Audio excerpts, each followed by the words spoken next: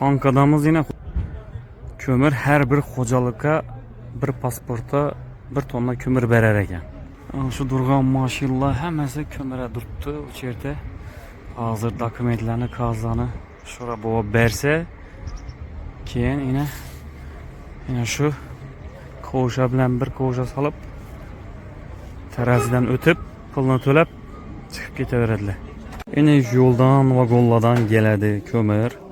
Şöyle döküledi. Devleti belgilab qo'ygan bahası tonnasına 310 ming so'm ekan. Agar da qo'lda olsangiz, qo'lda 1800 so'mdan Kazak kömürü. Azanda yeğenimiz yine kömüre. Lekin alıver alavermedik. Saat уже peşengi 4 oldu. 8 kilometrlik yola zille 450 ming so'm taşıyımız deb turibdilar. Muravilar 850 ming so'm deb turibdi. Uspet etib olib bo'g'ay kömür tamam bo'lib qolishi mumkin deb turibdilar. Xullas kömür olish ham bir azob bo'lib turibdi. Ma'lumot tariqasida aytib o'tdim. Birdan like bosib qo'yamiz. Kommentariyada fikrlaringizni bildiringlar.